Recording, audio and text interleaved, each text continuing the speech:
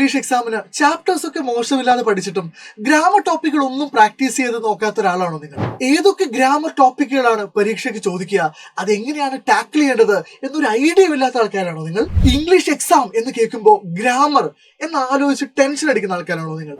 അങ്ങനെയാണെങ്കിൽ ഈ വീഡിയോ നിങ്ങൾ ഉറപ്പായിട്ടും കാണണം, നിങ്ങളുടെ അഭിപ്രായങ്ങൾ പറയണം. ഈ പരീക്ഷ എഴുതുന്ന നിങ്ങളുടെ സുഹൃത്തുക്കൾക്കൊക്കെ ഈ വീഡിയോ നിങ്ങൾ ഷെയർ ചെയ്യണം. Okay? Hello everyone. Welcome back to Xylem. Welcome back to the world of English. നിങ്ങളുടെ സ്വന്തം നാച്ചു സാറാണ്.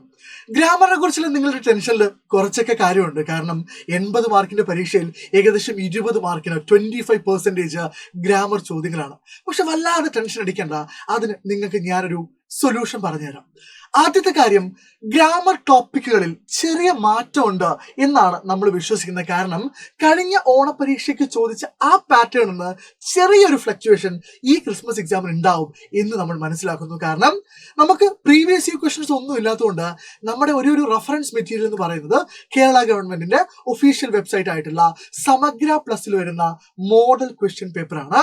ആൻഡ് കുറെ പേര് ഇത് കണ്ടിട്ടുണ്ടാവും, ഇല്ലെങ്കിൽ ഉറപ്പായിട്ടും നിങ്ങൾക്ക് ഇത് അവൈലബിൾ ആണ്. നമ്മൾ അതുമായിട്ട് ബന്ധപ്പെട്ട കാര്യങ്ങളൊക്കെ ലൈവിൽ ഡിസ്കസ് ചെയ്യുന്നുണ്ട്. നമുക്ക് മനസ്സിലാവുന്ന ഒരു കാര്യം, ഈ പറയുന്ന 6 ഗ്രാമർ ടോപ്പിക്കുകളിൽ നിന്നായിരിക്കും ഈ പരീക്ഷയ്ക്ക് ചോദ്യം വരിക. ഓക്കെ ആണോ? അപ്പൊ കുറച്ചൊരു സമാധാനമായില്ലേ? ഏതൊക്കെയാണ് ടോപ്പിക്കുകൾ?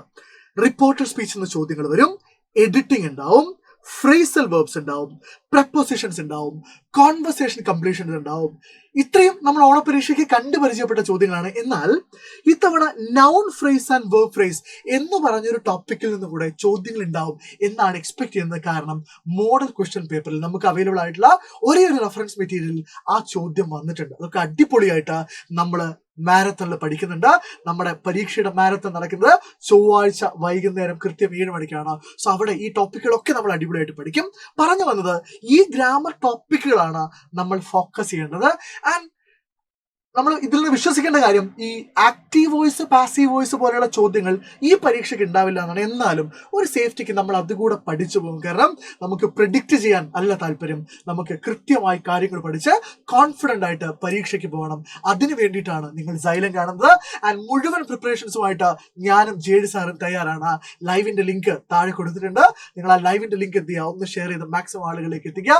സോ ലൈവിൽ കാണാം ഈ പറയുന്ന മുഴുവൻ ടോപ്പിക്കുകളും പഠിച്ച് ഒരു പേടിയുമില്ലാതെ ഇംഗ്ലീഷ് ഡിസ്കോഴ്സുകളും ഗ്രാമറും ഒക്കെ നമുക്ക് ഫേസ് ചെയ്യാം. So I will see you at the live. Thank U.